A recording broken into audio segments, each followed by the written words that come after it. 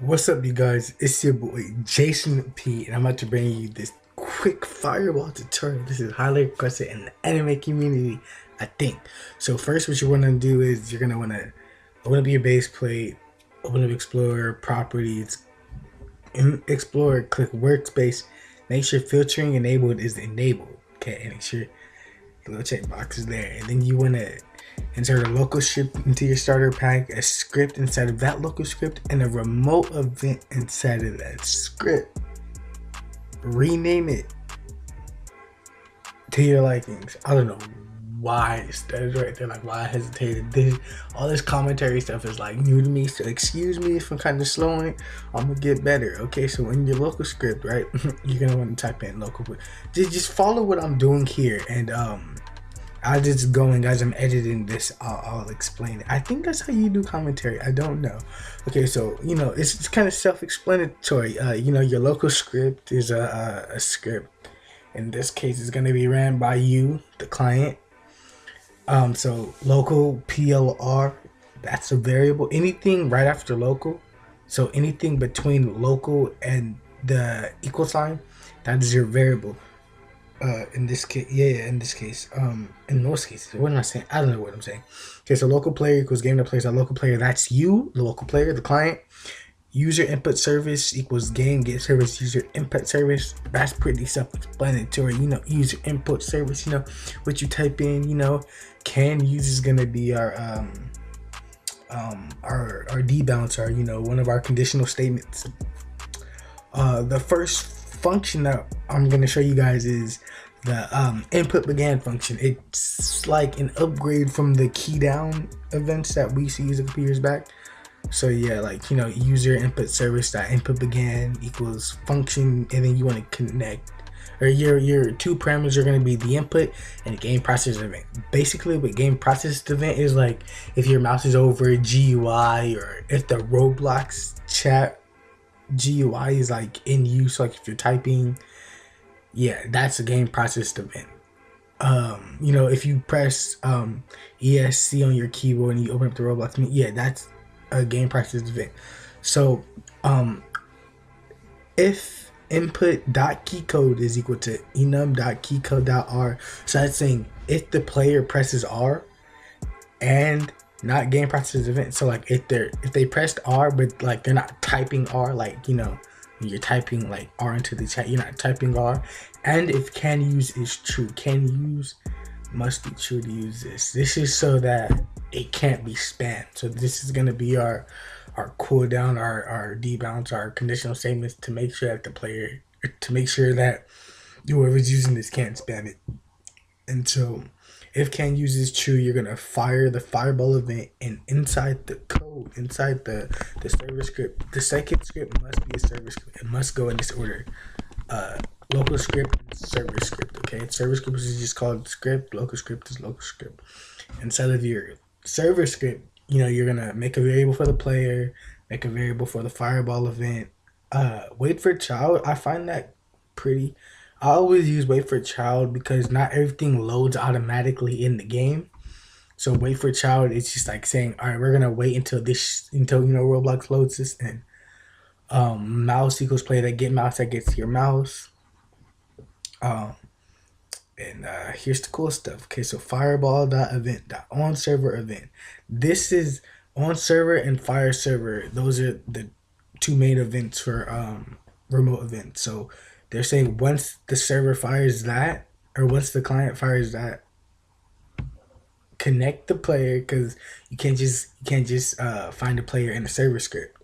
So you're gonna connect player, and that's gonna make our what's on line 1 true. It's gonna print the player. We're gonna print the player's name and local fireball part. And now we're making the fireball. So yeah. Okay, so right here, all that I'm doing is it's inside a new part, creating a new part. I gave it the variable fireball part for the sake of this video to kind of keep track. Normally I just use like one letter variables, but basically an easy way to do this when you first start out, basically what you want to do is you want to enter the part, and you want to kind of make what you're trying to make, if that makes any sense. So you make it manually and then you make it through code. You feel what I'm saying? Yeah, so I just set like the C frame, the I set the anchor to false, the can collide to false. Anchor and can collide, that means like anchor means it won't fall like up and down, or like it nothing can move it if it's anchored. And can collide means like it'll go through you, another part, the brick color, the material, the transparency, the shape, all that's pretty self-explanatory. The C frame is short for coordinate frame, so it's like the position. And yeah, I'll throw up a picture of what C frame is. Here I'm setting up the body velocity. Body velocity is one of the many. I think Roblox has like 5, 6. I don't know. I'm not really sure, but they have a few body movers, and that's basically what moves a part. Yeah. Yeah, I don't know why I keep stopping when I'm saying stuff. I'm recording this and I'm waiting to see what I'm doing next, even though I already know what's gonna happen. So right here I'm setting up the max force. Max force is basically the force that moves you. Yeah, it's exactly what it sounds like. No, yeah, no, yeah, yeah, yeah, yeah. The max force. So the max force, vector three, vector three. Oh, these are gonna be a lot of pictures. Okay, so vector three is basically, in my own words, vector three is I don't know. I can't explain vector three. Just know that it's like a sequence of numbers. And math.huge is the highest number Roblox can think of. So a million, infinite. So basically, it's moving with all of its power. That's what max force is. The power. Velocity is the um direction. So right here, so fireball velocity dot velocity equals play dot character dot humanoid viewport.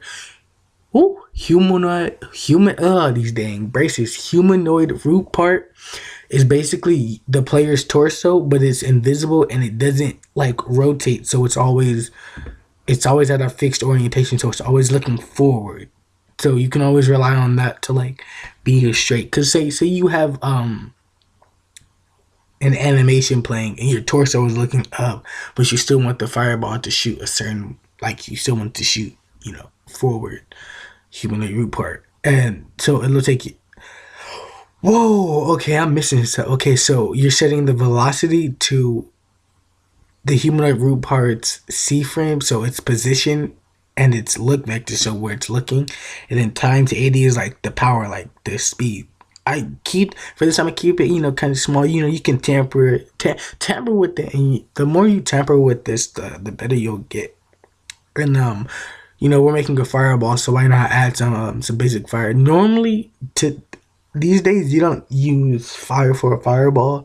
You would use a different particle emitter, particle emitter. Even though fire is technically a particle emitter, you want to use your own custom one, make it look nice. So yeah, we're just gonna set that up. Take note. Actually, no, I'll save proper. I'll go in.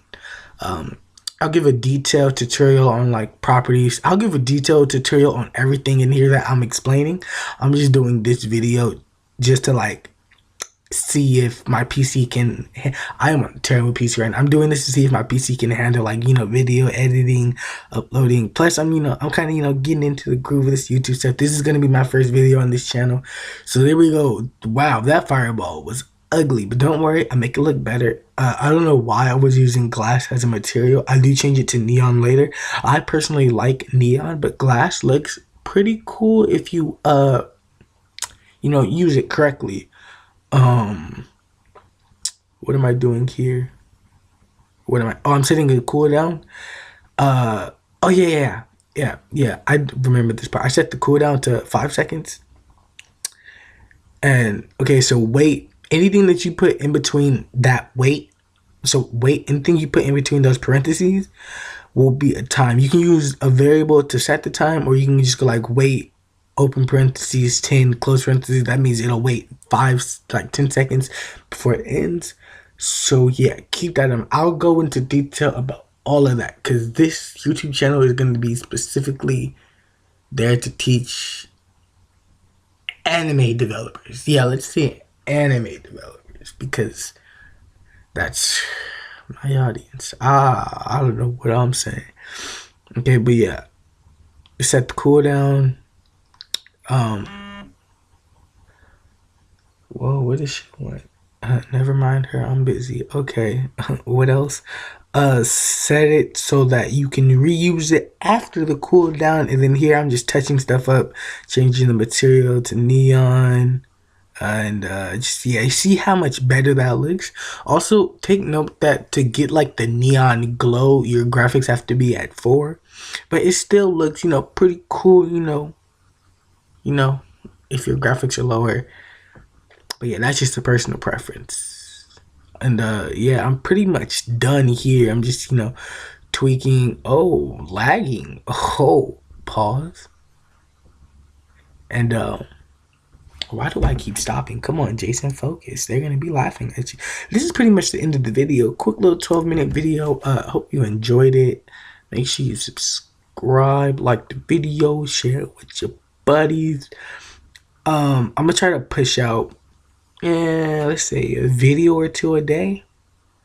I gotta get like my whole editing flow on point. But thank you for tuning in. This I was about to say hopefully this works for you, but I know it's gonna work for you. Like, I'm doing it right here. Good luck with pursuing scripting. It's not that hard. Once you get the hang of some of the basics, it's pretty easy. Like once you learn how to, properly, make instances and, check the properties and stuff, it's pretty simple. So thank you for watching. Hope you come back. And bye.